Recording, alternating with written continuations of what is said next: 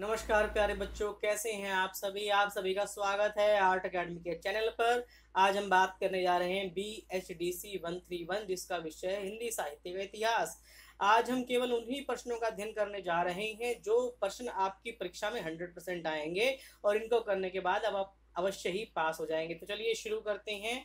हमारा पहला प्रश्न है, हिंदी साहित्य के इतिहास को कितने भागों में विभाजित किया गया है? हिंदी साहित्य का इतिहास यानी कि संपूर्ण हिंदी भाषा का कुल लेखा जोखा।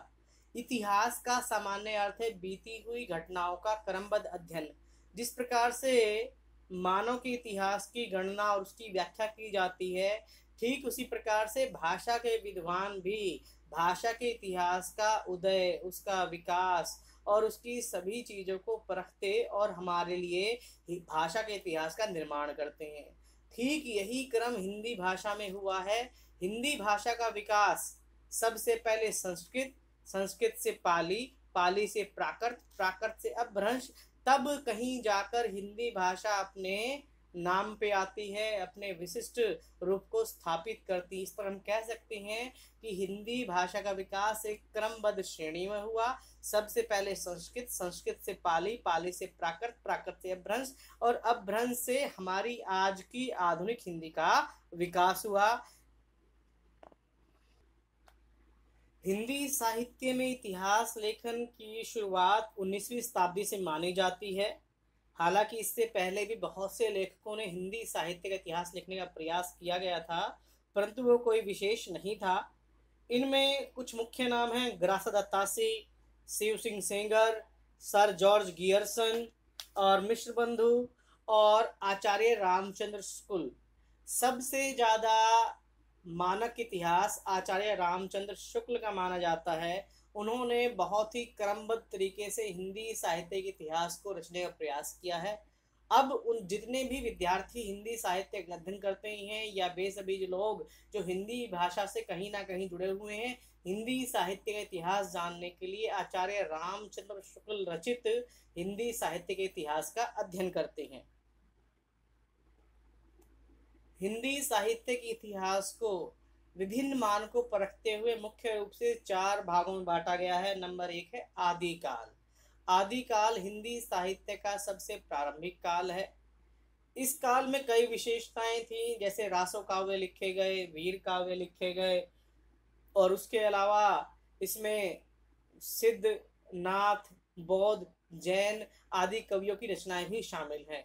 इसको कोई एक नाम देना उचित नहीं लगा, इसीलिए सभी कवियों आचार्यों ने बड़ी सहमति के साथ हिंदी साहित्य के प्रारंभिक काल को आदि काल का नाम दिया।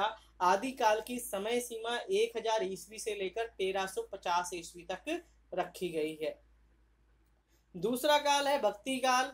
भक्ति काल का समय सीमा है 1350 ईस्वी से लेकर 1650 ईस्वी तक।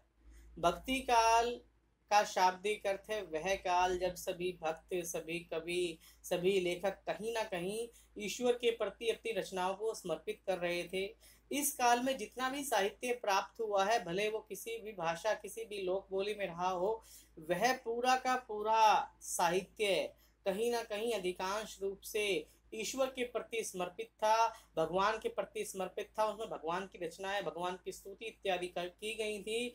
इसी विशेषताओं के कारण, क्योंकि इस काल में जितना भी साहित्य, जितनी भी रचनाएं लिखी गई, उसमें 70% से अधिक रचनाएं ईश्वर के प्रति समर्पित थी। इसीलिए इस काल को विशेष रूप से भक्ति काल कहा गया और भक्ति काल को हिंदी साहित्य का स्वर्ण काल कहा जाता है। और भक्ति काल को मोटे मोटे रूप से 2 भागों में बांटा गया है, निर्गुण काव्य और सगुण काव्य। निर्गुण काव्य के भी 2 भाग हैं, संत काव्य और सूफी काव्य। इसी प्रकार से सगुण काव्य के भी 2 भाग हैं, राम काव्य और कृष्ण काव्य।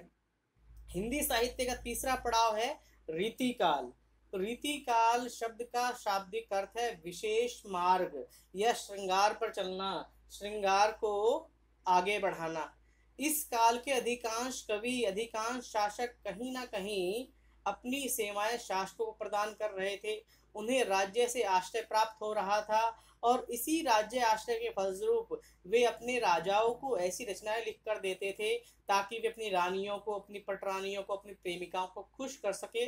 अर्थात इस काल में रचनाओं में प्रेम, श्रृंगार, मासलता, संभोग, सौंदर्य, इन सब की पूरी सृष्टि दिखाई देती है। इसीलिए इस काल को रीति काल कहा जाता है। रीति काल का विशेष अर्थ है विशेष मार्ग, या एक ऐसा मार्ग जिससे किसी को प्रसन्न किया जा सके, जिससे किसी को आकर्षित किया जा सके। इसे प्रेम का मार्ग या श्रृंगार का मार्ग या रति मार्ग के नाम से भी जाना जाता है। रीति काल को भी उसकी विशेषताओं के आधार पर 3 भागों में बांटा गया है: रीतिबद्ध, रीति सिद्ध और रीति मुक्त। हिंदी साहित्य का चौथा और आखिरी पड़ाव है आधुनिक काल। आधुनिक काल के नाम से ही पता लग रहा है वह काल जब हिंदी साहित्य में आधुनिकता का परिवेश हो गया और उसी परिवेश के साथ इसमें कई प्रकार की नवजागरण, हिंदी साहित्य में बदलाव और राजाओं का समाप्त होना, अंग्रेजी शासन का स्थापित हो जाना, समाज सुधार आंदोलन की बात होना, कुल मिलाकर वे सभी बदलाव जो उस समय हमारे देश में चल रहे थे, वे सभी बदलाव उस काल की रचनाओं में स्पष्ट दिखाई देती हैं। इन्हीं कारणों से इस काल को आधुनिक काल कहा गया। आधुनिक काल की समय सीमा 1850 से लेकर अब तक तय की गई है। 1850 से लेकर अब तक आधुनिक काल के कई पड़ाव हैं। जैसे नंबर 1 है भारत तेंदु काल। भारत तेंदु काल की समय सीमा 1850 से लेकर 1900 तक है। उसके बाद 1900 से लेकर 1918 तक द्विवेदी काल। और नंबर 3 है आपका छायावाद। 1918 से लेकर 1936 तक का समय छायावाद कहलाता है। फिर 1936 से लेकर 1943 तक का समय प्रगतिवाद कहलाता है। और ठीक इसी प्रकार 1943 से लेकर 1956 तक का समय प्रयोगवाद कहलाता है। उसके बाद कई और बदलाव आए, जैसे आपका नई कविता, समकालीन कविता, साठोत्तरी कविता। कुल मिलाकर सबसे लंबा कालक्रम जो माना जाता है वह आधुनिक काल को माना जाता है। इसके कुछ मुख्य भाग हैं: भारत तेंदु काल, द्विवेदी काल, छायावाद, प्रगतिवाद, प्रयोगवाद, नई कविता, समकालीन कविता और साठोत्तरी कविता। इस प्रकार हिंदी साहित्य के विद्वानों ने हिंदी साहित्य के इतिहास को भली भांति समझाने के लिए, उसको बताने के लिए और उसको पूरी तरह से व्याख्यात करने के लिए बहुत ही गंभीरता से, बहुत ही विद्वतापूर्ण रूप से इसको स्पष्ट किया है। हिंदी साहित्य के इतिहास को हम जान गए हैं कि इसके 4 भाग हैं: आदिकाल, भक्ति काल, रीति काल और आधुनिक काल। और इन सभी के अपने अपने उपभाग हैं। यही हिंदी साहित्य का इतिहास है। इसके द्वारा हम हिंदी साहित्य को भली भांति समझ सकते हैं। हमारा अगला प्रश्न है, हिंदी साहित्य के क्षेत्र में काल विभाजन की समस्या से आप क्या समझते हैं? काल विभाजन का शाब्दिक अर्थ है कालों को अलग अलग भागों में बांटना। जब हम भाषा की बात करते हैं, भाषा का विकास कब कैसे हुआ, उसमें कैसे कैसे साहित्य लिखे गए, तो उसका विभाजन करना बहुत ही जटिल हो जाता है। इस आधार पर हिंदी साहित्य में भी काल विभाजन की कई समस्याओं का सामना करना पड़ा। चलिए देखते हैं हिंदी साहित्य काल विभाजन किस प्रकार से किया गया। काल विभाजन के कई आधार बनाए गए, जैसे कर्ता के आधार पर, प्रवृत्ति के आधार पर, विकास के आधार पर, सामाजिक और सांस्कृतिक घटनाओं के आधार पर। हिंदी साहित्य के विभिन्न इतिहासकारों ने अपने अपने अनुरूप काल विभाजन किए। जैसे ग्रासा दा तासी और शिव सिंह सेगर ने हिंदी साहित्य के इतिहास में काल विभाजन का कोई प्रयास नहीं किया, जबकि जॉर्ज गियर्सन ने अपनी पुस्तक the modern vernacular literature of Hindustan में हिंदी साहित्य के इतिहास को 11 अध्यायों में बांटा है और उनका प्रत्येक अध्याय एक कालखंड को व्यक्त करता है। उन्होंने इसमें लेखक और कवियों का कालक्रम अनुसार वर्गीकरण किया है, परंतु इस विभाजन में वैज्ञानिकता का अभाव है। एक अन्य व्यक्ति है मिश्र बंधु। मिश्र बंधुओं ने भी हिंदी साहित्य के काल विभाजन करने का अच्छा प्रयास किया था। मिश्र बंधुओं ने अपनी पुस्तक मिश्र बंधु विनोद 1913 में एक अच्छा काल विभाजन किया। जैसे आरंभिक काल, आरंभिक काल को इन्होंने दो भागों में बांटा है, पूर्व आरंभिक काल और उत्तर आरंभिक काल। नंबर 2 है माध्यमिक काल, इसके भी दो भाग रखे हैं, पूर्व माध्यमिक काल और प्रौढ़ माध्यमिक काल। और तीसरा है अलंकृत काल, अलंकृत काल के भी दो भाग हैं, पूर्व अलंकृत काल और उत्तर अलंकृत काल। और नंबर 4 है परिवर्तन काल और नंबर 5 है वर्तमान काल। कुल मिलाकर मिश्र बंधु ने इसके 5 बड़े भाग किए हैं और उनके भी छोटे छोटे उपभाग किए हैं, परंतु मिश्र बंधुओं के काल विभाजन में थोड़ी बहुत कमियां हैं। जैसे काल खंडों के नामांकन की पद्धति एक जैसी नहीं अपनाई गई है, उसमें विकास का आधार है परंतु विशेषताओं का ध्यान नहीं रखा गया है। इसमें काल विभाजन सुस्पष्ट नहीं है और साथ ही साथ कालों की संख्या बहुत अधिक है, उसे समझना या व्यक्त करना बहुत कठिन हो जाता है। चौथे नंबर पर आते हैं आचार्य रामचंद्र शुक्ल। आचार्य रामचंद्र शुक्ल ने हिंदी साहित्य का इतिहास 1929 में प्रकाशित किया और यह लगभग सभी विद्वानों के द्वारा स्वीकार किया। इसके 4 मुख्य भाग हैं। नंबर 1 है वीर गाथा काल, नंबर 2 भक्ति काल, नंबर 3 रीति काल और नंबर 4 गद्य काल। अधिकांश हिंदी साहित्य के विद्यार्थी आचार्य रामचंद्र शुक्ल का अध्ययन जरूर करते हैं। उसके अलावा डॉक्टर राम कुमार वर्मा के द्वारा भी हिंदी साहित्य काल विभाजन किया गया।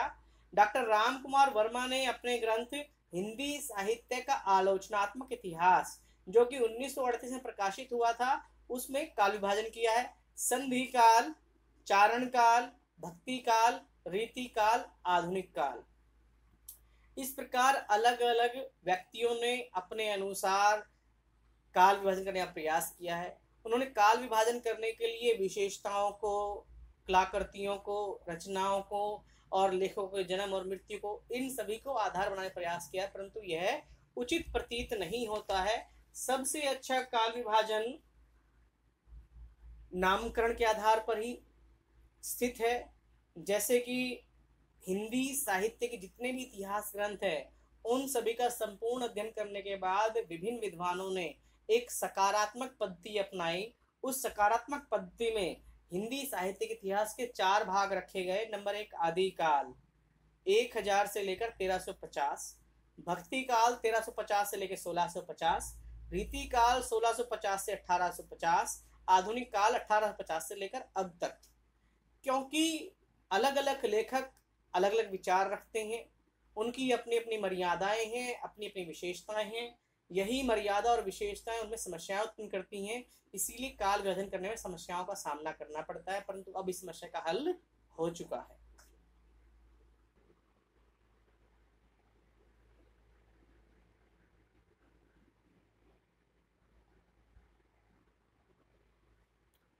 हमारा अगला प्रश्न है, निर्गुण काव्य से आप क्या समझते हैं? इसके अंतर्गत संत काव्य की मुख्य विशेषताओं को स्पष्ट कीजिए।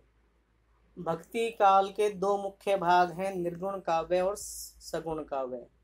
निर्गुण काव्य वह काव्य है जो भगवान के निराकार रूप में आस्था रखता है। निर्गुण का शाब्दिक अर्थ है बिना गुणों के, जो गुणों से परे हो। तो वे सभी संत, वे सभी विद्वान, वे सभी कवि या वे सभी मानवीय समूह जिनका मानना था कि ईश्वर अवतार नहीं लेता है, ईश्वर तो सर्वशक्तिमान है, ईश्वर तो कण कण में व्याप्त है, ईश्वर हर मानव में बसता है, ईश्वर हर प्राणी में बसता है, ईश्वर इस पृथ्वी कण कण में है, उसका कोई रूप आकार नहीं है, वह रूप आकार से परे है। ऐसे विचारों को मानने वाले व्यक्ति, ऐसे विचारों को मानने वाले विद्वान निर्गुण संत, निर्गुण काव्य धारा के विद्वान कहलाते हैं। इसके अंतर्गत संत काव्य सबसे विशिष्ट है। संत काव्य के प्रतिनिधि कवि हैं कबीरदास जी, और कबीरदास जी के अलावा रैदास, नानक, दादू और अन्य कवियों की गिनती होती है, परंतु ये कवि कम होकर समाज सुधारक अधिक थे, क्योंकि उन्होंने समाज को सुधारने का प्रयास किया, हिंदू मुस्लिम एकता को स्थापित करने का प्रयास किया, हिंदू और मुस्लिमों को फटकार लगाई ताकि वे अपनी आपसी सांप्रदायिकता, जातिवाद और वैमनस्य को भूलकर एक अच्छे मानवीय समाज की स्थापना कर सकें। अब बात करते हैं निर्गुण काव्य की मुख्य विशेषताएं क्या हैं। जैसा कि नाम से ही स्पष्ट है, बिना गुणों के या गुणों से परे। नंबर 1, संत काव्य भाव प्रधान है, कला प्रधान नहीं है, अर्थात इसमें भावनाओं को महत्व दिया गया है। इसमें किसी तरह की बनावट नहीं है। नंबर 2, संत कवियों का मुख्य लक्ष्य लोगों को राह दिखाना था, उन्हें मार्ग देना था। इनका मुख्य उद्देश्य कविता करना नहीं था। संत कवियों में जितने भी कवि रहे हैं वे कवि बाद में थे, पहले वे समाज सुधारक थे, समाज को दिशा देने वाले व्यक्ति थे। नंबर 4, सभी संत कवि निर्गुण उपासक थे, अर्थात वे उस राम की पूजा करते थे, उस भगवान की पूजा करते थे जो ना तो अवतार लेता है, ना ही मरता है, ना ही जीता है, जो हर प्रकार के लाभ हानि से परे है। वे पूरी तरह से एक ऐसे ईश्वर की उपासना करते हैं जो निर्गुण है, निराकार है, अजन्मा है, अविनाशी है, सर्वव्यापी है। और वे कभी कभी अपने इस ईश्वर को, अपने भगवान को कभी राम, कभी गोविंद, कभी हरि, कई नामों से पुकारते हैं। संत काव्य के अंतर्गत ज्ञान को महत्व दिया गया है। इसका सबसे इम्पोर्टेंट क्षेत्र है ज्ञान। संत कवियों के द्वारा ज्ञान पर जोर दिया गया है और यह ज्ञान वेद पुराणों या कुरान से नहीं बल्कि मन की निर्मलता और हृदय की पवित्रता से प्राप्त किया जाता है। ज्ञान की दशा में ब्रह्मा का साक्षात्कार होता है और विवेक से परिपूर्ण व्यक्ति किसी प्रकार का छुआछूत, किसी प्रकार के सांप्रदायिकता या किसी प्रकार की अज्ञानता, अंधविश्वास से परे होता है। वह पूरी तरह से मानवता को समर्पित होता है। उसका मुख्य उद्देश्य एक अच्छे मानवीय समाज की स्थापना करनी होती है, अंधकार को दूर करना होता है, बुराई को नष्ट करना होता है। अगला इसका विषय है गुरु का महत्व। संत काव्य के द्वारा, संत कवियों के द्वारा गुरु के महत्व पर सबसे अधिक बल दिया गया है। उसमें कहा गया है कि गुरु ही एकमात्र ऐसा व्यक्ति है जो हमारे हर प्रकार के अंधकारों को दूर करता है, हमारी समस्याओं को दूर करता है, हमारे रास्ते की सभी मुश्किलों को दूर करता है और गुरु ही हमें ईश्वर से मिलाता है। यानी कि संत कवियों ने गुरु का दर्जा ईश्वर से भी ऊंचा रखा है। स्वयं कबीर जी कहते हैं, गुरु गोविंद दो खड़े काके लागे पाए, बलिहारी गुरु आपनो जो गोविंद दियो मिलाए। नंबर 7 है अद्वैतवादी दर्शन। संत काव्य में अद्वैतवादी दर्शन को स्थान मिला है। इसमें वे सभी मान्यताएं हैं जैसे माया के अस्तित्व को स्वीकार करना, ब्रह्मा और जीव की एकता को स्वीकार करना, ईश्वर को सर्वशक्तिमान बनाना। इस प्रकार कहीं कहीं जब हम अध्ययन करते हैं तो विभिन्न कवियों और संतों के द्वारा हमें अद्वैतवाद का भी साक्षात्कार हो जाता है। संत कवियों के द्वारा रहस्यवाद की भी प्रवृत्ति दिखाई देती है। यानी कि संत काव्य में रहस्यवाद की विशेषता उनका प्रमुख लक्षण है। संत कवियों के द्वारा बाहरी आडंबरों, अंधविश्वास, मूर्ति पूजा, जातिवाद और अन्य प्रकार के पाखंडों का घोर विरोध किया गया है। वे पूजा, तीर्थाटन, व्रत, रोजा, नमाज, इन सभी पाखंडों का विरोध करते हैं। वे हिंदू और मुसलमान दोनों को बराबर से फटकारते हैं। वे सत्य की बात करते हैं, वे प्रेम की बात करते हैं, वे सदाचार की बात करते हैं, वे करुणा की बात करते हैं। उनका मानना है कि मानव का विकास सत्य, प्रेम और आस्था के माध्यम से होता है। अंधविश्वासों का धर्म में कोई स्थान नहीं होना चाहिए। नेक्स्ट है, सभी संत कवियों ने मिलकर जाति प्रथा का विरोध किया। वे छुआछूत के कट्टर विरोधी थे। उन्होंने निडरता के साथ हिंदू धर्म की जातिवादी स्थिति का खंडन किया है। और सभी संत कवि कहीं ना कहीं नारी के प्रति उपेक्षा का भाव रखते हैं। हालांकि संत काव्य में हर प्रकार के अच्छे गुण और अच्छी विशेषताएं हैं, परंतु संत कवियों के द्वारा नारी को एक समस्या के रूप में, नारी को माया के रूप में, नारी को ठगनी के रूप में दिखाया गया है। वे नारी को कहीं ना कहीं अपने लिए बुरा और संकटपूर्ण मानते हैं। संत काव्य की भाषा अपरिष्कृत है। इसमें अवधी, ब्रज, संस्कृत और अन्य भाषाओं के शब्द भी मिल जाते हैं। इसमें सबसे विशिष्ट कबीर हैं। कबीर को भाषा का डिक्टेटर कहा गया है। इस प्रकार निर्गुण काव्य में जो संत काव्य है वो सबसे विशिष्ट स्थान रखता है और इसकी ये सभी विशेषताएं यदि मानव जाति अपना लेती है तो अपनी आधी से अधिक समस्याओं को ऐसे ही समाप्त कर लेगी। हमारा अगला प्रश्न है, कृष्ण काव्य परंपरा का परिचय दीजिए। कृष्ण हमारे आराध्य हैं, कृष्ण हमारे ईश्वर हैं और कृष्ण एक युग पुरुष के रूप में स्थापित हैं। महाभारत में वर्णित कृष्ण यदुवंशी क्षत्रिय के रूप में अंकित हैं, जिनका मुख्य उद्देश्य धर्म की स्थापना है। कृष्ण वेदों के ज्ञाता हैं। कृष्ण ने गीता का उपदेश दिया है। कृष्ण की बाल लीला, रासलीला, इन सभी का वर्णन कई प्रकार के ग्रंथों में, पुराणों में हर जगह हुआ है। उनकी महिमा लगभग सभी कवियों के द्वारा, सभी ऋषियों के द्वारा व्याख्यायित की गई है। कृष्ण के दो रूप हैं, लोक रक्षक रूप और लोक रंजक रूप। महाभारत में कृष्ण लोक रक्षक हैं और जबकि पुराणों में कृष्ण लोक रंजक के रूप में स्थापित हैं।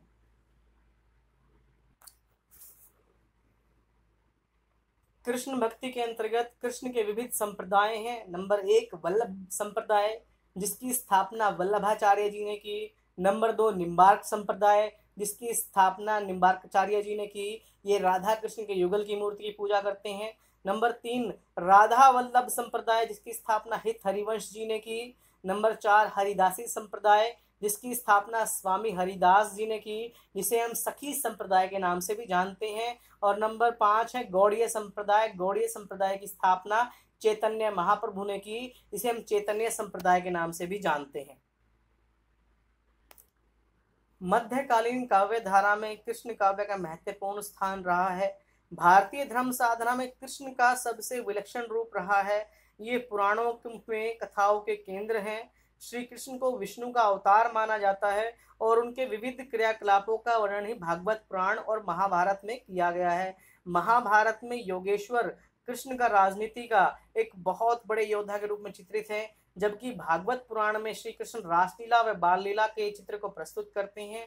एक बहुत ही महत्वपूर्ण बात, कृष्ण किसी प्रकार के विषय को अछूत नहीं मानते हैं। वे बाल लीलाएं भी करते हैं, वे रास लीलाएं भी करते हैं, वे रास भी रचाते हैं, वे झूठ भी बोलते हैं। वे अपने उस रूप को स्थापित करते हैं जिसमें हर प्रकार से वे धर्म की स्थापना करना चाहते हैं, मानवता की स्थापना करना चाहते हैं।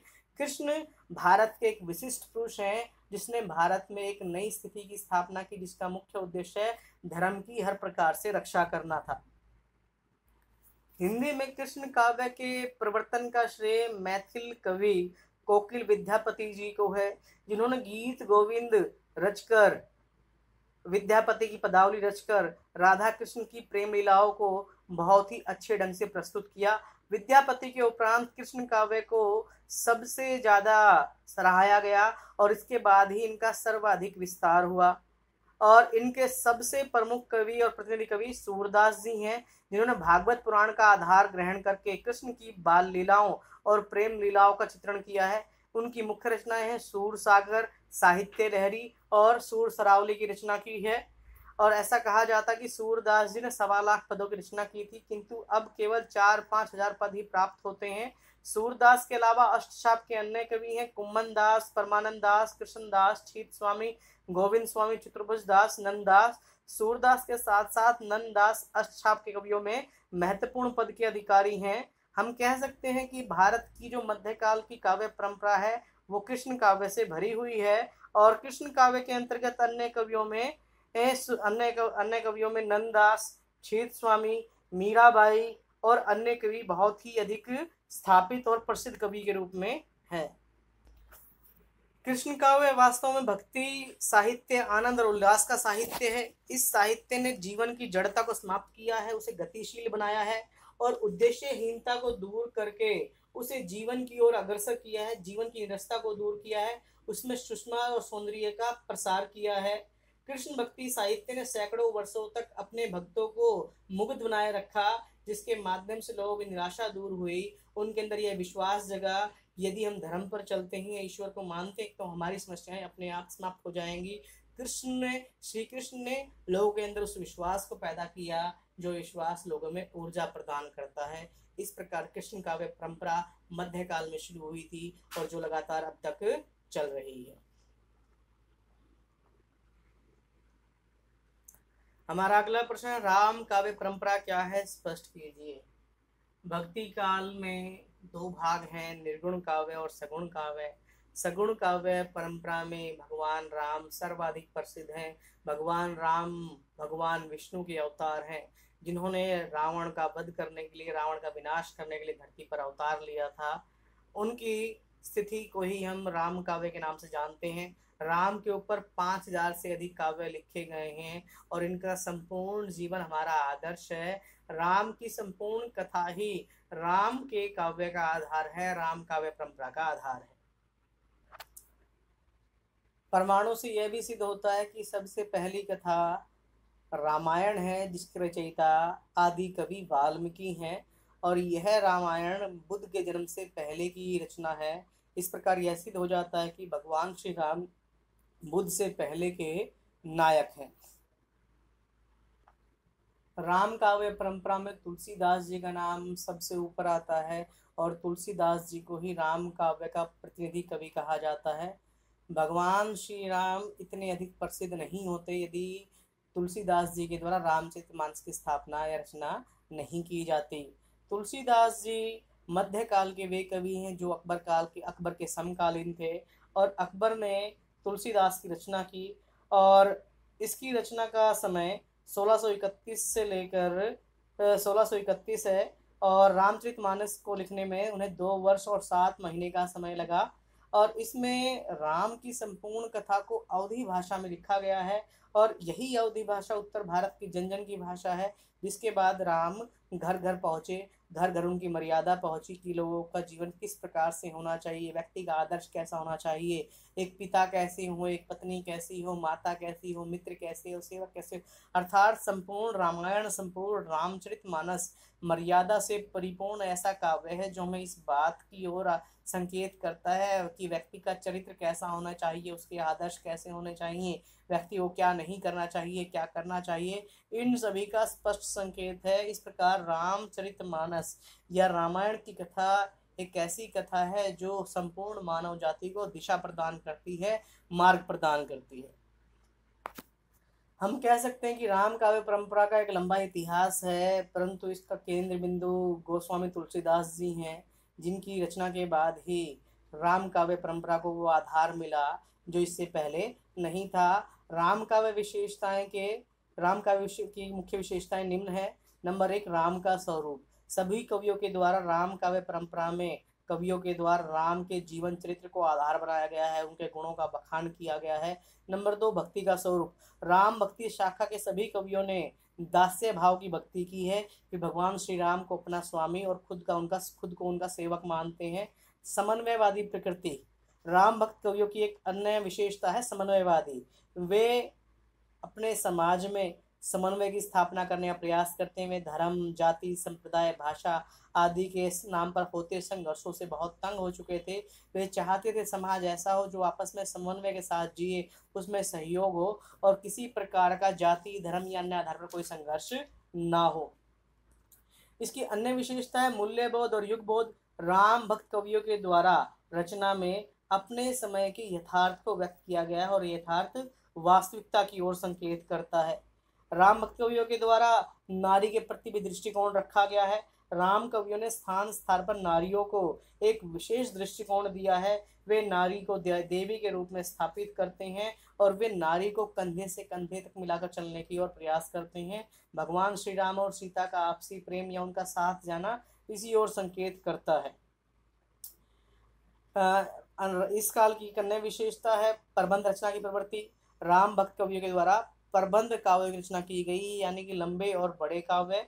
उसके अलावा इस काल की भाषा मुख्य रूप से अवधी रही है, यानी कि अधिकांश राम भक्त कवियों ने अवधी भाषा का प्रयोग किया है। निष्कर्ष रूप में हम कह सकते हैं कि सगुण भक्ति काव्य में राम काव्य का अपना अनुपम स्थान है।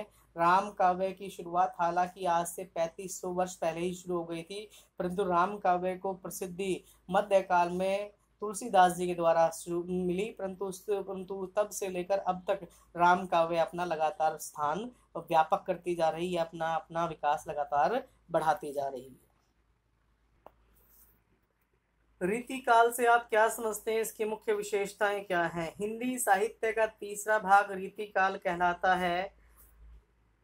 रीति काल के दो शब्द हैं, रीति और काल। रीति का अर्थ है विशेष मार्ग, और काल का अर्थ है समय। वह समय जब कवि और विद्वानों के द्वारा विशेष पद्धति पर रचनाएं की जा रही थी, और ये रचनाएं विशेष रूप से श्रृंगार की ओर इशारा करती हैं, श्रृंगार की स्थापना करती हैं, रीति काल कहलाता है। रीति कालीन कवियों की सबसे बड़ी प्रवृत्ति रीति निरूपण या लक्षण ग्रंथों का निर्माण करना था। क्योंकि इस काल के कवि मुख्य रूप से अपने राजाओं और शासकों पर आश्रित थे। वे राजा और शासकों को प्रसन्न करने के लिए उन्हें रचनाएं लिख कर देते थे, क्योंकि वे सभी राजा विलासी थे। वे अपनी पत्नियों को, अपनी रानियों को, अपनी दासियों को प्रसन्न करने के लिए उन पर कविताएं करते थे, और ये कविताओं की रचना करने का मुख्य कार्य कवियों के द्वारा किया जाता था। और ये कवि राजा के आदेश पर श्रृंगार पूर्वक, संभोग पूर्वक मासल कविताओं पर रचनाएं करते थे, जिनका उद्देश्य केवल ऊपरी सुंदरता को व्यक्त करना था, ताकि वे किसी भी प्रकार से अपने राजा को प्रसन्न करके उसकी कृपा दृष्टि को प्राप्त कर सके। रीति काल की मुख्य विशेषताएं निम्न है। नंबर 1, श्रृंगारिकता। इस काल के सभी कवियों में एक विशिष्टता है, वह है श्रृंगार। इस काल के सभी कवियों ने श्रृंगार का बखूबी प्रयोग किया है। रीति काल के कवियों के द्वारा विलासताओं को दिखाया गया है। उन्होंने यह विलासता इतनी अधिक दिखाई है कि अश्लीलता को स्पर्श करने लगी है। नायक नायिका का भेद दिखाया गया है। उन्होंने विलास की सभी सीमाओं को पार कर दिया गया है। नारी को वस्तु के रूप में दिखाया गया है। यहाँ तक कि उन्होंने उनकी चेष्टाओं को व्यक्त किया है, शारीरिक बनावट को व्यक्त किया है। वे उस सौंदर्य को केवल उपभोग का एक कार्य मानते हैं, और उन्होंने श्रृंगार के दोनों ही पक्षों, संयोग और वियोग, दोनों को ही व्यक्त करने का प्रयास किया है। नंबर 2 है अलंकारिकता। रीतिकालीन काव्य में अलंकारों की प्रधानता है। अपनी कविता को सजाने के लिए, अपनी कविता को आकर्षक बनाने के लिए इस काल के कवियों ने अलंकारों का सर्वाधिक प्रयोग किया है, और ये अलंकारों के विविध प्रयोग इस काल में देखने को मिलते हैं। इनमें सर्वाधिक विशिष्ट व्यक्ति केशव और बिहारी हैं। इन्होंने अलंकारों को ऊंचाइयों तक पहुंचा दिया है। इसमें कल्पना की ऊंची उड़ान, चमत्कार प्रदर्शन, पांडित्य प्रदर्शन, इन सभी को व्यक्त करने के लिए उन्होंने अलंकारों का प्रयोग किया है। विशेष रूप से यमक, सलेश, अनुप्रास जैसे अलंकारों का प्रयोग हुआ है। इनकी अगली विशेषता है आश्रयदाताओं की प्रशंसा। रीति काल के अधिकांश कवि राज दरबारों में आश्रय रखते थे। बिहारी, देव, भूषण, सुदन, केशव, मतीराम सभी कवि कहीं ना कहीं राज दरबारों से अपने लिए ये पेंशन पाते थे, उनसे जुड़े हुए थे, उनका गुजारा वहीं से होता था। इसीलिए वे अपनी कविताओं में अपने आश्रयदाताओं की बहुत तारीफ करते हैं, बहुत प्रशंसा करते हैं, ताकि वे अपने आश्रयदाताओं की कृपा को बनाए रख सकें, उसे प्राप्त करते रहें। और इसीलिए इनकी कविताओं में अपने राजाओं की भरपूर गुणगान की गई है, उनका भरपूर प्रशंसा किया गया है। इनकी अन्य विशेषता है बहुअज्ञता और चमत्कार प्रदर्शन। रीतिकालीन कवियों के द्वारा अपने काव्य में चमत्कार प्रदर्शन को सबसे ऊपर रखा गया है। वे अपनी कविताओं में चमत्कारों को दिखाते हैं, अपने राजाओं को हैरान करने का प्रयास करते हैं, बहुअज्ञता को प्रदर्शित करते हैं। जैसे बिहारी के काव्य में ज्योतिष, पुराण, आयुर्वेद, गणित, कामशास्त्र, नीति, चित्रकला, अनेक विषयों की जानकारियों का उल्लेख मिलता है। इस प्रकार इन कवियों ने अपने आप को अधिक बड़ा कवि सिद्ध करने के लिए, योग्य कवि सिद्ध करने के लिए बहुअज्ञता और चमत्कार का बखूबी प्रयोग किया है। इसकी अगली विशेषता है भक्ति और नीति। रीति काल में ऐसा कोई कवि नहीं है जिसने श्रृंगार के अलावा भक्ति और नीति का प्रयोग किया, अर्थात उनकी अधिकांश कविताएं यानी कि श्रृंगार पर आधारित थी, परंतु किसी न किसी कवि ने अपने हर छोटे बड़े पहलू के अंतर्गत भक्ति और नीति की कविताओं को भी प्रदर्शित करने का प्रयास किया है, कि वे कहीं ना कहीं अपनी कविताओं को ईश्वर के प्रति भी समर्पित करते हैं। अगली विशेषता है नारी भावना।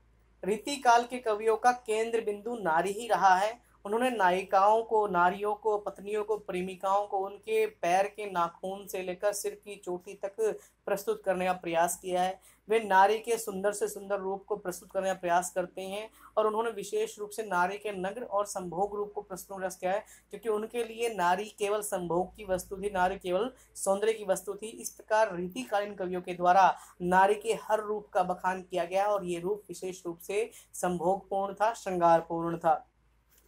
इसके अलावा रीतिकालीन कवियों ने अपने कविताओं में प्रकृति का भरपूर प्रयोग किया है। वे प्रकृति में पहाड़ों का, गुफाओं का, पेड़ों का, नदियों का, नालों का, यानी कि प्रकृति के सूक्ष्म से सूक्ष्म चीज़ों का वो बारीकी से प्रदर्शन करते हैं, और ये प्रदर्शन कहीं ना कहीं उनके प्रेम से जुड़ा होता है। ये प्रेम कहीं संयोग के रूप में था, कहीं वियोग के रूप में था, और संयोग और वियोग को व्यक्त करने के लिए कवियों के द्वारा प्रकृति का भरपूर प्रयोग किया गया है। रीतिकाल के अधिकांश कवियों ने ब्रज भाषा का प्रयोग किया है। रीतिकाल की सबसे बड़ी विशेषता ब्रज भाषा है। इस काल के जितने भी कवि रहे हैं अपनी कविताओं को व्यक्त करने उन्होंने ब्रज भाषा का प्रयोग किया है।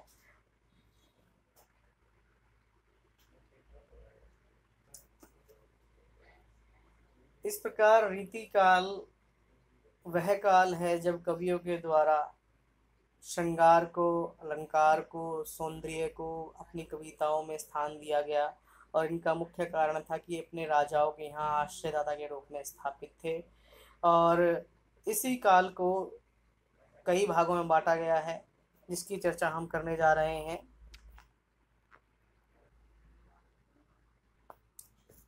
रीति कालों कितने भागों में बांटा गया है? रीति काल हिंदी साहित्य का तीसरा भाग है जो कि श्रृंगार काव्य की ओर संकेत करता है। रीति काल को भली भांति समझने के लिए विद्वानों के द्वारा रीति काल को 3 भागों में बांटा गया है: रीतिबद्ध, रीति सिद्ध और रीति मुक्त। ये 3 काल रीति काल की संपूर्णता की ओर संकेत करते हैं। रीतिबद्ध कवि वे सभी कवि हैं जो एक साथ आचार्य भी बनना चाहते थे, कवि बनना चाहते थे, अर्थात वे सभी कवि जिन्हें व्याकरण का पूरा ज्ञान था और वे उसी व्याकरण के आधार पर कविताएं करते थे और उनकी इच्छा आचार्य बनने की भी थी और वे अपने शिष्यों को ज्ञान देने के लिए, उन्हें शिक्षा देने के लिए, मार्ग देने के लिए ग्रंथों की रचना कर रहे थे। तो ऐसे कवियों को रीतिबद्ध कवि कहा गया जो एक साथ कवि, शिक्षक और आचार्य कहलाना चाहते थे। वे कविताओं में व्याकरण का प्रयोग कर रहे थे। तो ऐसे कवियों को रीतिबद्ध कवि कहा गया क्योंकि इन्होंने अपने शिष्यों को समझाने के लिए, दिशा देने के लिए लक्षण ग्रंथों की रचना की। प्रमुख रीतिबद्ध कवि हैं चिंतामणि, मतीराम, देव, जसवंत सिंह, प्रताप सिंह, सोमनाथ, भिखारी दास आदि। दूसरा है रीति सिद्ध। वे सभी कवि जो ना तो कवि बनना चाहते थे ना आचार्य बनना चाहते थे, परंतु उनका मुख्य उद्देश्य व्याकरण की ओर था और व्याकरण के आधार पर वे कविताओं की रचना कर रहे थे। वे एक ऐसे कवि के रूप में स्वयं को स्थापित करना चाहते थे जो ग्रंथों की रचना ना करे परंतु उसकी कविताएं ऐसी हों कि कविताओं को पढ़ने के बाद व्याकरण आपके दिमाग को हिलाकर रखती। तो कुल मिलाकर हम कह सकते हैं कि वे सभी कवि जो शुद्ध कवि बनना चाहते थे, जिनका उद्देश्य किसी प्रकार ग्रंथ की रचना नहीं थी, जिनका उद्देश्य कोई व्याकरण ग्रंथ लिखने का नहीं था और वे केवल शुद्ध मन से कविता कर रहे थे और इसका उद्देश्य चमत्कार उत्पन्न करना था, तो ऐसे कवियों को रीति सिद्ध कवि कहा गया। रीति सिद्ध कवि में इसमें बिहारी एकमात्र कवि हैं। बिहारी की एकमात्र कृति है बिहारी सतसई। उनके बारे में कहा जाता है कि उन्हें प्रत्येक दोहे पर एक अशर्फी मिलती थी और उनके एक एक दोहे के 40 से अधिक अर्थ निकलते थे। तीसरा पड़ाव है रीति मुक्त कवि। वे सभी कवि जो अपने जीवन में ना तो आचार्य बनने की इच्छा रखते थे और ना ही वे कवि बनना चाहते थे, परंतु उन्होंने अपने वास्तविक जीवन में प्रेम किया था। उस प्रेम में उन्हें धोखा मिला था, बेवफाई मिली थी और उस प्रेम की पीड़ से, उस प्रेम के दर्द से व्याकुल होकर वे कविताएं लिखने लगे थे और उन्होंने अपने शुद्ध मन से अपने मन की पीड़ा को व्यक्त किया और वे कवि कहलाए। तो इस धारा के कवियों को रीति मुक्त धारा के कवि कहा गया और इन्हें वास्तविक कवि कहा गया। इन कवियों में घनानंद, बोधा, आलम और ठाकुर को शामिल किया जाता है। इस प्रकार हम कह सकते हैं कि रीति काल को 3 भागों में बांटा गया है: रीतिबद्ध, रीति सिद्ध और रीति मुक्त। हमारा अगला प्रश्न है भारतेंदु काल की मुख्य विशेषताएं क्या हैं, स्पष्ट कीजिए। आधुनिक काल का सबसे पहला भाग है भारतेंदु काल। भारतेंदु काल का नाम भारतेंदु बाबू हरिश्चंद्र के नाम से रखा गया है और भारतेंदु जी का जन्म 1850 में हुआ था और इनकी मृत्यु 1885 में हुई थी। केवल 35 वर्ष की आयु में इन्होंने इतना अधिक विशिष्ट कार्य किया, इतनी अधिक रचनाएं की कि इनके नाम से इस पूरे काल को जाना जाता है। भारतेंदु काल वास्तव में परिवर्तन काल था। ये वो काल था जब ब्रज भाषा अपना पीछा छुड़ा रही थी और नई भाषा यानी कि खड़ी बोली अपना स्थान बना रही थी। भारतेंदु बाबू ने अपने आसपास ऐसा एक मंडल तैयार कर लिया था जो कविताएं, कहानियाँ, निबंध, प्रहसन, नाटक, उपन्यास बहुत कुछ लिख रहे थे। और इसमें हमें कहीं कहीं समाज सुधार के, कहीं कहीं परिवर्तन के, देश की आज़ादी के हर प्रकार के दृष्टिकोण हमें दिखाई देते हैं। तो चलिए बात करते हैं भारत तेंदु काल की मुख्य विशेषताओं की। भारत तेंदु काल की मुख्य विशेषता है राष्ट्रीयता की भावना। इस समय भारत पर अंग्रेजों का शासन था। अंग्रेज भारत पर प्रहार कर रहे थे, भारत का शोषण कर रहे थे। भारत की जनता त्राही त्राही कर रही थी, भारत की जनता रो रही थी, संघर्ष कर रही थी। तो इस काल के कवियों ने अपनी कविता में कहीं ना कहीं भारत के प्रति अपने उस राष्ट्र प्रेम को व्यक्त करने का प्रयास किया है। वे अंग्रेजों का विरोध कर रहे थे, भले ही दबी आवाज में सही, परंतु वे अंग्रेजी राज का विरोध कर रहे थे, यहाँ से आज़ाद होने की बात कर रहे थे और वे चाहते थे कि भारत को जल्द आज़ादी मिले। नंबर 2, समाज की दुर्दशा। भारतेंदु काल के कवि अपनी कविताओं में समाज की दुर्दशा का बहुत ही बारीक चित्रण करते हैं। वे समाज की सभी समस्याएं, जैसे स्त्री में आपका सती प्रथा, बाल विवाह, दहेज प्रथा, विधवा समस्या और उसके अलावा समाज की अन्य समस्याओं को भी वे प्रकट कर रहे थे, जैसे जाति प्रथा, छुआछूत, सांप्रदायिकता। कुल मिलाकर भारतीय समाज जो अंधकार में डूबा हुआ था, विभिन्न प्रकार की समस्याओं से ग्रस्त था और उन्हीं सामाजिक समस्याओं को भारतेंदु काले कवि अपनी कविताओं में व्यक्त करने का प्रयास कर रहे थे। नंबर 3, श्रृंगारिकता। भारतेंदु युग के कवियों ने श्रृंगार को बहुत ही मर्यादित रूप से व्यक्त किया है। उन्होंने रीति काल के श्रृंगार की परिपाटी को छोड़कर श्रृंगार को एक नई दिशा दी। वे श्रृंगार को बहुत ही नैतिक और नपे तुले रूप से प्रस्तुत कर रहे थे। इस प्रकार भारतेंदु काले कवियों ने श्रृंगार के एक मूल्यवान रूप की स्थापना की, जिसमें किसी प्रकार की नग्नता या किसी प्रकार की अश्लीलता नहीं थी। नंबर 4, भक्ति भावना। भारतेंदु काल के कवियों के द्वारा भक्ति भावना को व्यक्त किया गया। इस काल के सभी कवियों ने भगवान श्री कृष्ण, भगवान श्री राम के विभिन्न रूपों की व्याख्या की है। वे भगवान श्री कृष्ण के बाल लीलाओं और रास लीलाओं को व्यक्त करने का प्रयास करते हैं और उस प्रयास में वे भगवान श्री कृष्ण की बहुत ही बारीक और बहुत ही महीन व्याख्या करते हैं कि भगवान श्री राम, भगवान श्री कृष्ण और किस प्रकार से हमारे समाज का विकास करते हैं, हमारे समाज की समस्याओं को दूर करने का प्रयास करते हैं और हमारी सभी समस्याओं को दूर करने में कहीं ना कहीं ईश्वर की ही सहायता करते हैं और वे ईश्वर के संपूर्ण रूप को प्रकट करने का प्रयास करते हैं। नंबर 5, प्राकृतिक चित्रण। भारतेंदु कवियों के द्वारा प्रकृति के सहज रूप का चित्रण किया गया है। ये प्रकृति के पहाड़, पेड़, नदी, नाले, इन सब को व्यक्त करते हैं और इनके माध्यम से प्रेम को व्यक्त करते हैं, इनके माध्यम से ईश्वर की भक्ति करते हैं और प्रकृति के माध्यम से ही अपने सभी रूपों को रखने का प्रयास करते हैं। नंबर 6, हास्य व्यंग्य की प्रधानता। इस काल के कवियों के द्वारा अपनी बातों को समझाने के लिए हास्य व्यंग्य रचनाओं को प्रयोग किया गया है। इसमें अंग्रेजी शासन पर करारी चोट की गई है, सामाजिक अंधविश्वास का मजाक उड़ाया गया है, रूढ़ियों पर करारी चोट की गई है। जैसे खुद भारतेंदु जो कहते हैं, चूरन साहब लोग जो खाता, सारा हिंद हजम कर जाता।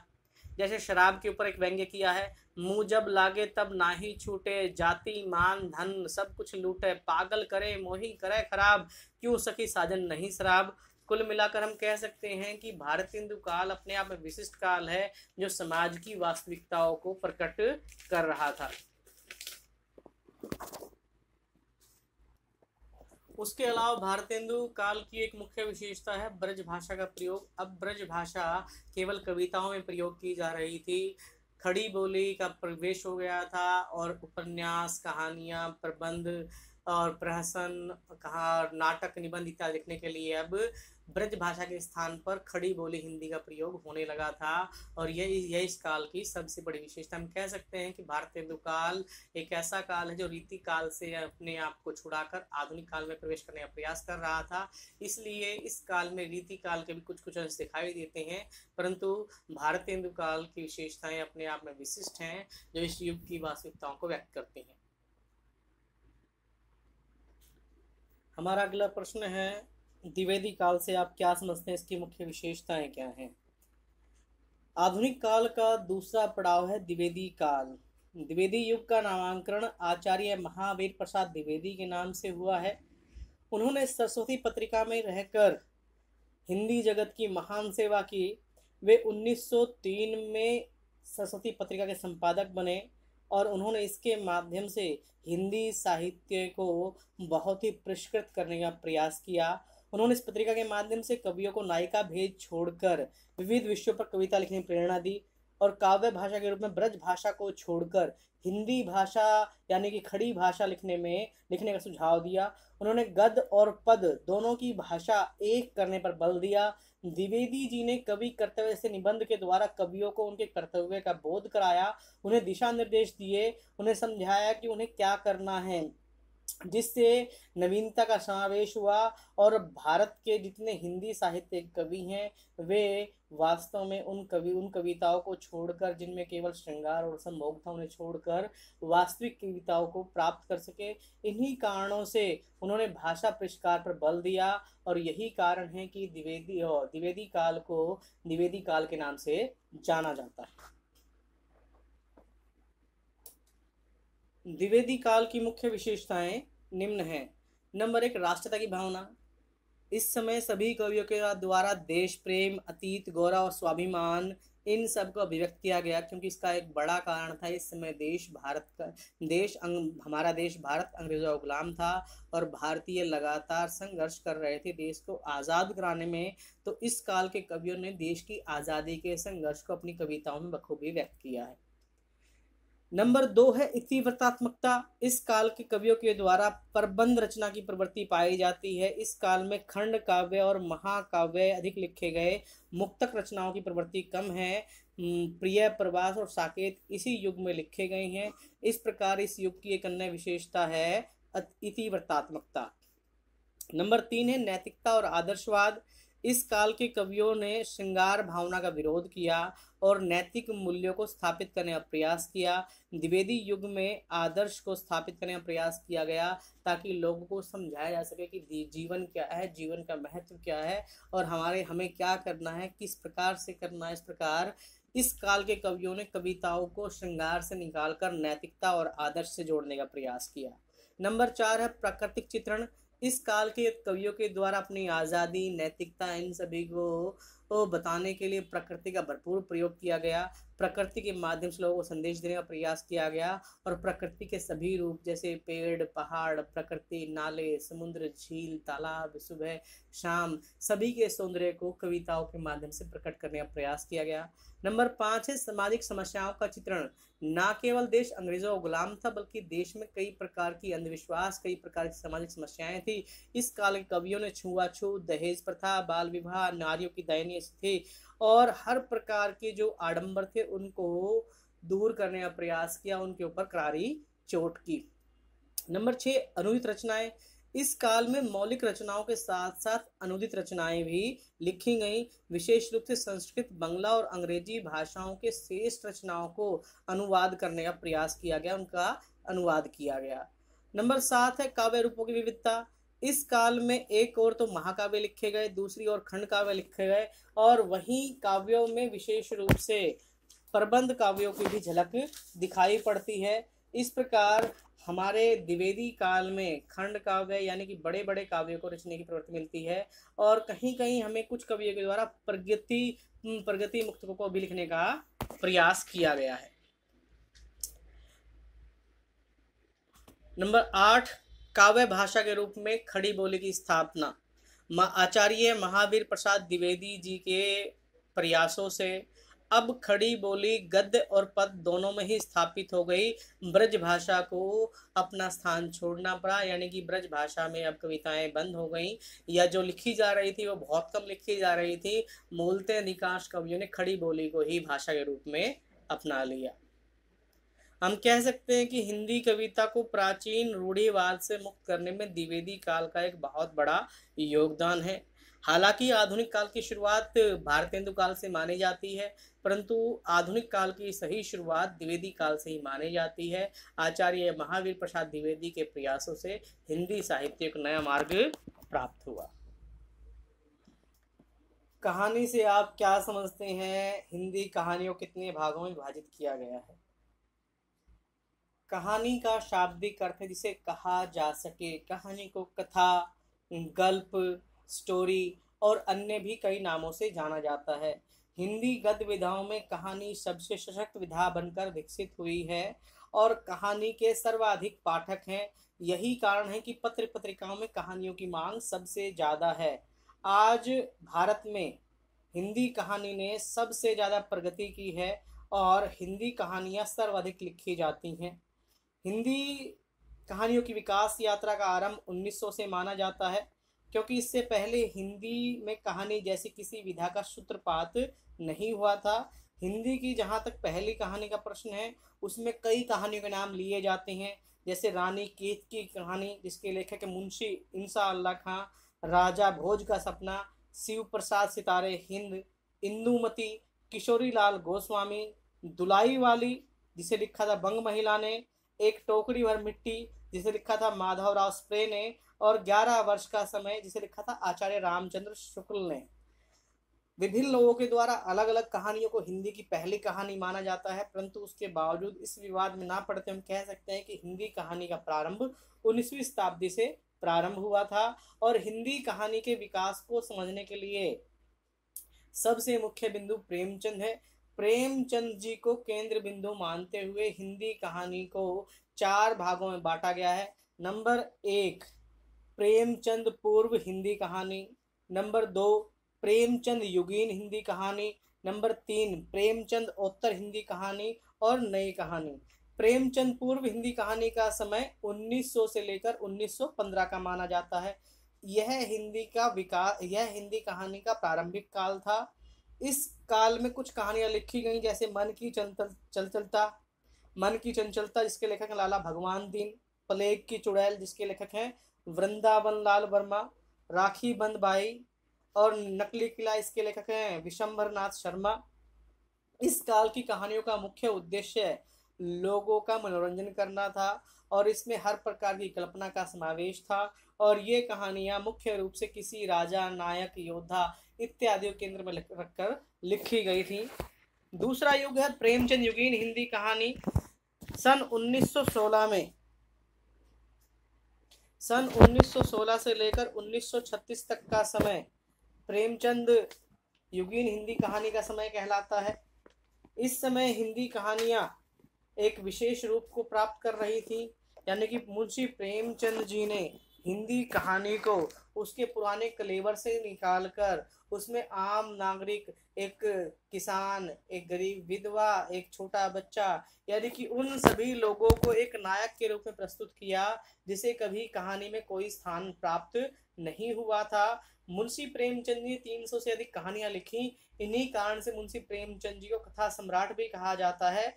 और मुंशी प्रेमचंद की पंच परमेश्वर, कफन, पूस की रात, ईदगाह ऐसी कहानियां हैं जिनको पढ़ते हुए अपनी आंखों से आंसू स्वयं आ जाते हैं।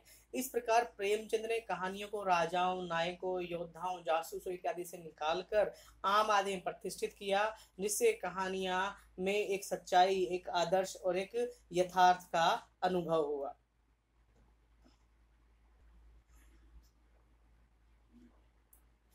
हिंदी कहानी का तीसरा भाग है प्रेमचंद उत्तर हिंदी कहानी, जिसकी समय सीमा है 1936 से 1940।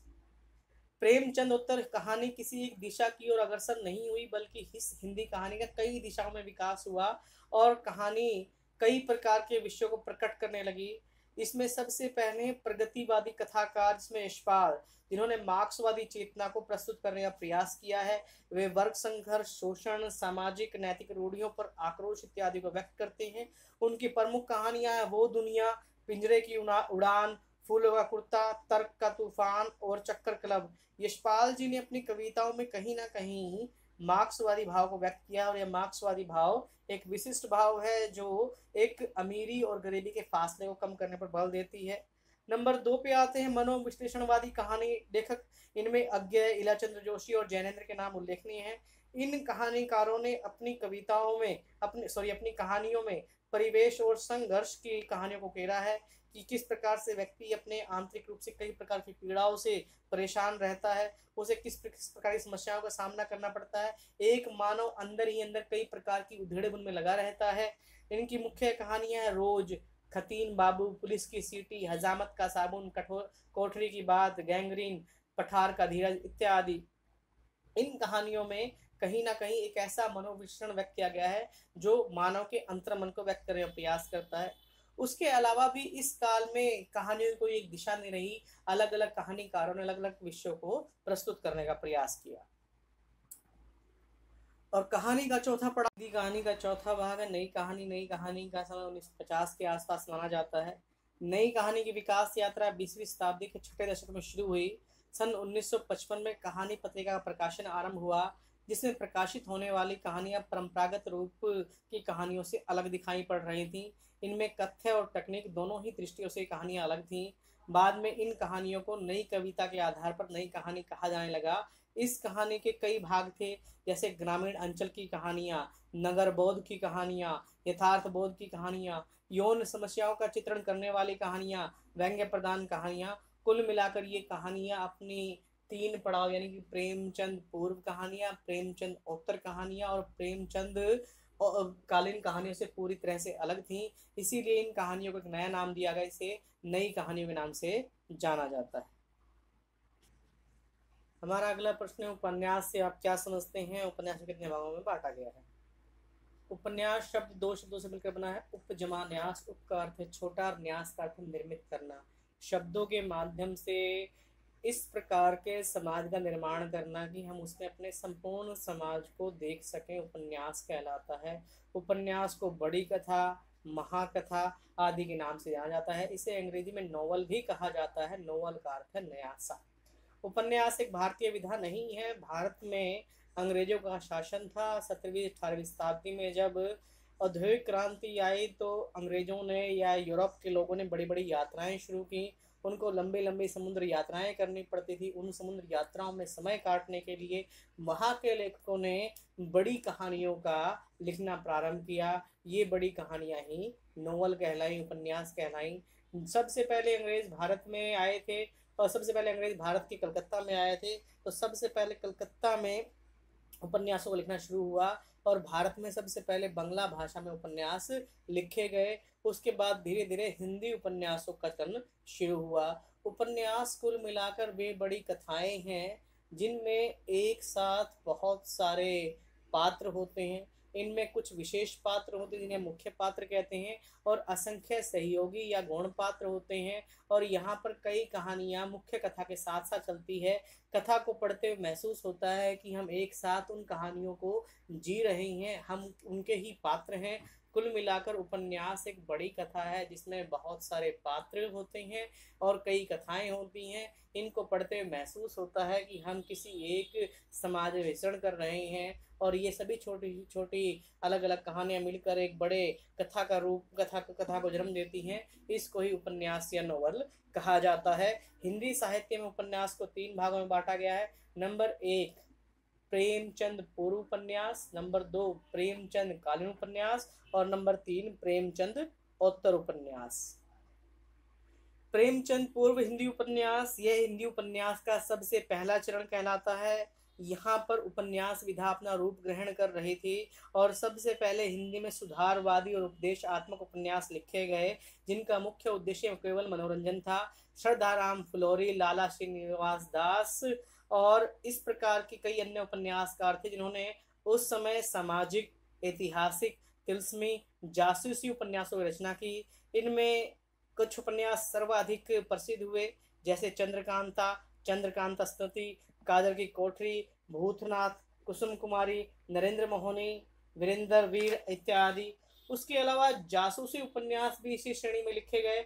जासूसी उपन्यासों की शुरुआत श्री गोपाल राम गहमरी ने की। वे अंग्रेजी के जासूसी उपन्यासों के लेखक आर्थर कॉनन डॉयल से बहुत प्रभावित थे और उनके मुख्य उपन्यास थे सरकटी लाश, जासूस की भूल, जासूस पर जासूसी, गुप्त भेष, जासूसी की अय्यारी, जिंदे की लाश इत्यादि। कुल मिलाकर इस काल में जो सभी उपन्यास लिखे गए उन सभी का उद्देश्य एक तरह से सिर्फ और सिर्फ मनोरंजन था। प्रेमचंद का दूसरा भाग है प्रेमचंद युगीन हिंदी उपन्यास। प्रेमचंद युगीन हिंदी उपन्यासकारों में प्रेमचंद अपनी महान प्रतिभा के कारण युग प्रवर्तक उपन्यासकार कहलाते हैं। उन्होंने उपन्यास को उन सब चीजों से हटाकर आम मानव में स्थापित किया। उनके उपन्यासों में राष्ट्रीय आंदोलन, कृषक समस्या मानवतावादी, भारतीय संस्कृति, शोषण, विधवा विवाह, अनमेल अनमेल विवाह, दहेज प्रथा, इन सभी विषयों को प्रेमचंद ने व्यक्त किया।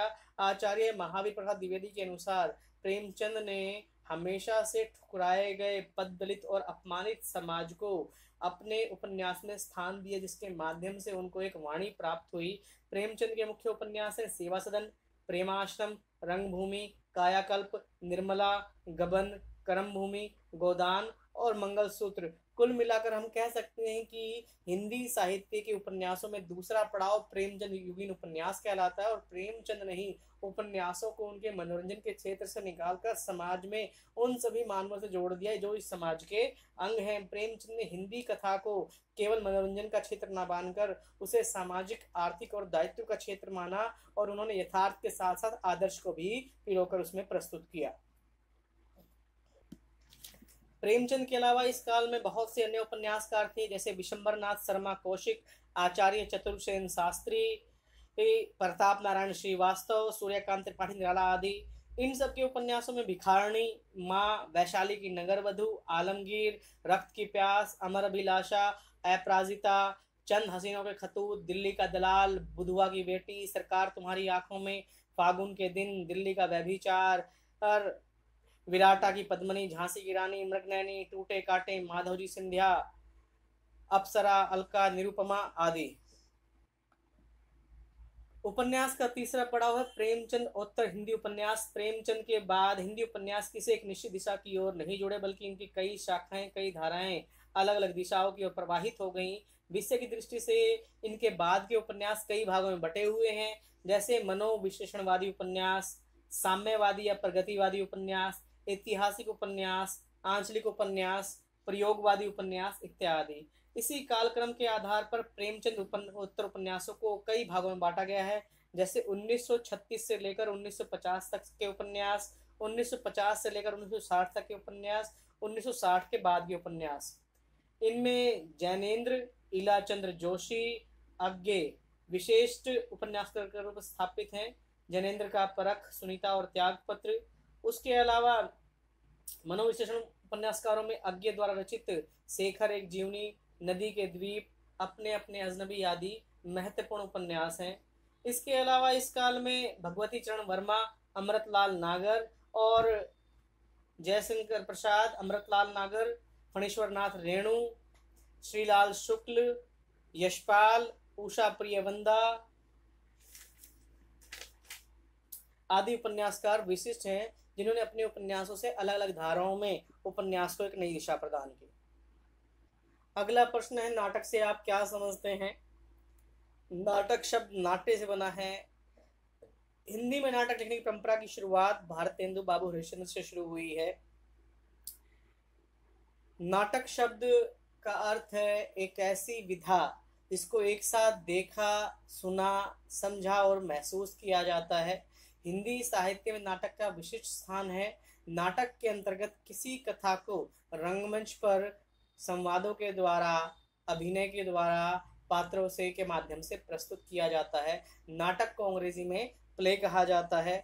वास्तव में नाटक एक प्रकार की थेरेपी है, एक प्रकार का निदान है जो आपके रोगों को ठीक करने में सहायता प्रदान करता है। हम कह सकते हैं कि न केवल हिंदी साहित्य में बल्कि संपूर्ण विश्व में नाटक एक विशिष्ट विधा के रूप में स्थापित है। नाटक एक ऐसी सरल विधा है जो किसी कथा कहानी को रंगमंच पर अभिनय संवादों के माध्यम से प्रस्तुत करती है, और जिसका मुख्य उद्देश्य दर्शकों को अपने आप में बांध लेना होता है, ताकि वह शुरू से लेकर अंत तक उस कथा से बंधा रहे और अपने मनोविकारों को दूर कर सके। हिंदी साहित्य में नाटक को 3 भागों में बांटा गया है। नंबर 1 भारतेंदु युगीन हिंदी नाटक, नंबर 2 प्रसाद युगीन हिंदी नाटक और नंबर 3 प्रसाद उत्तर हिंदी नाटक।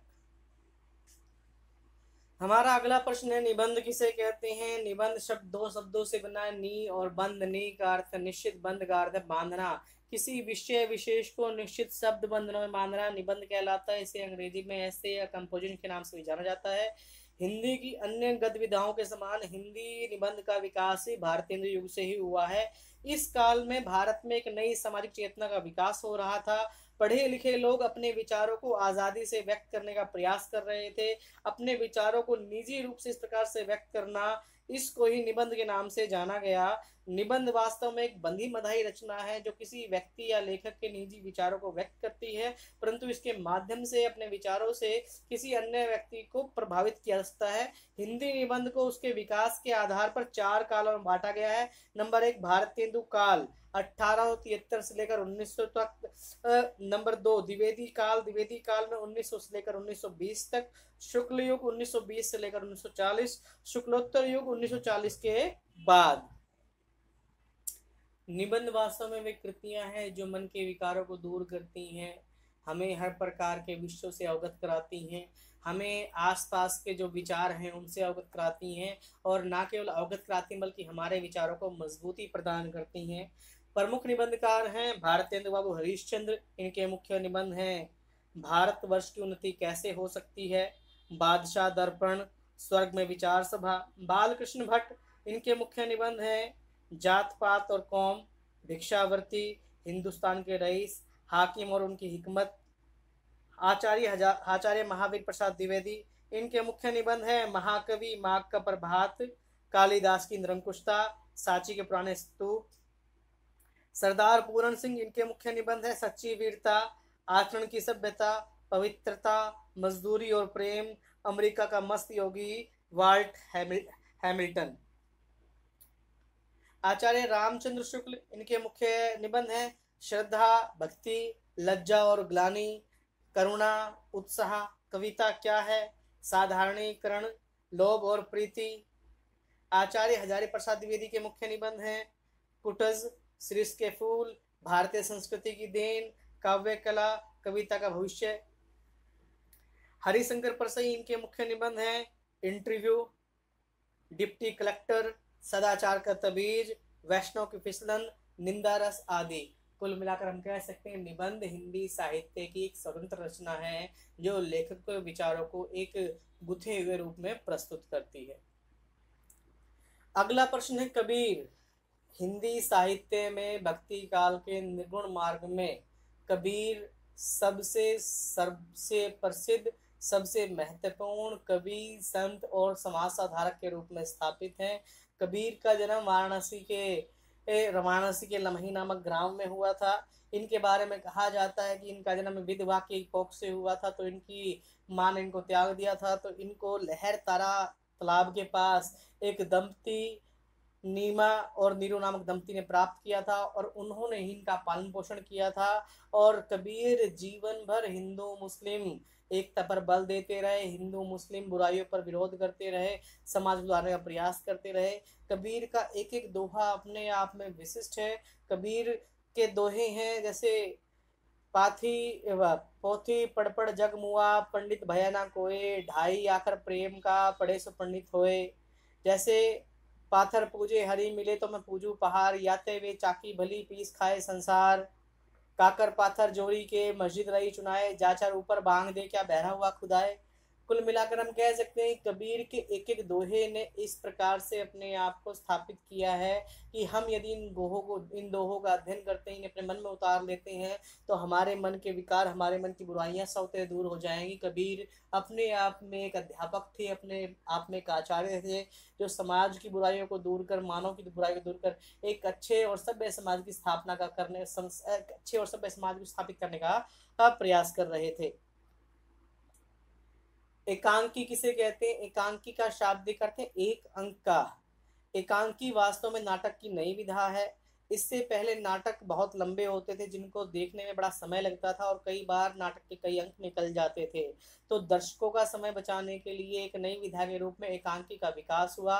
एकांकी का अर्थ है एक अंक का नाटक जो एक अंक में ही समाप्त हो जाए, यानी उसका आदि और अंत केवल एक ही अंक में हो। नाटक की वह विधा जो एक अंक में समाप्त हो जाए एकांकी कहलाती है।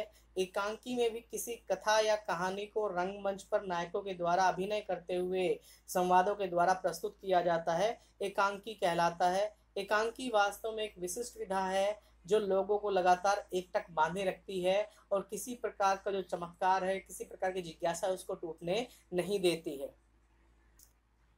नुक्कड़ नाटक किसे कहते हैं? नुक्कड़ नाटक भी नाटक और एकांकी का ही एक प्रकार का रूप है। वे सभी नाटक जो किसी गली मोहल्ले के नुक्कड़ पर, पार्क में, बाजार में, कहीं भी कम से कम साज समान के साथ खेले जाते हैं, जिसमें कोई भी नाटककार कम से कम संसाधनों का प्रयोग करते हुए नाटक करता है, यह नुक्कड़ नाटक कहलाता है। नुक्कड़ नाटक का मुख्य उद्देश्य सामाजिक मुद्दों को उठाना होता है, सामाजिक मुद्दों की बात करना होता है। इसमें सर्वाधिक महत्वपूर्ण नाम शब्दर हाशमी का है। शब्दर हाशमी के द्वारा ऐसे कई नाटक खेले गए जो समाज के गरीब और बहुत ही पिछड़े लोगों की बातों को ऊपर उठाते हैं। उनका नाटक औरत सर्वाधिक प्रसिद्ध हुआ था। यानी कि वे सभी नाटक जो बाजार में, गली मोहल्ले में आम समाज की समस्याओं को उठाते हुए खेले जाते हैं, नुक्कड़ नाटक कहलाते हैं। इन्हें अंग्रेजी में स्ट्रीट प्ले भी कहा जाता है। अगला प्रश्न, दलित साहित्य। हमारा समाज एक जटिल समाज है जो कई प्रकार की जातियों में विभाजित है। इनमें सबसे निम्न जाति हैं दलित जातियां। दलित जातियों को पिछले 5000 सालों से असंख्य अपराध, असंख्य जुल्म, असंख्य पीड़ा सहनी पड़ रही है। वे सभी साहित्य, वे सभी कहानियां, वे सभी नाटक जो दलित समाज के दर्द, दुख और वेदना को व्यक्त करती हैं, जिनमें उनके समाज की वेदना को व्यक्त किया गया है, दलित साहित्य कहलाता है। दलित साहित्य में ओम प्रकाश वाल्मीकि एक बहुत बड़ा नाम है जो दलित साहित्य के दर्द को बहुत ही सफलतापूर्वक व्यक्त करता है।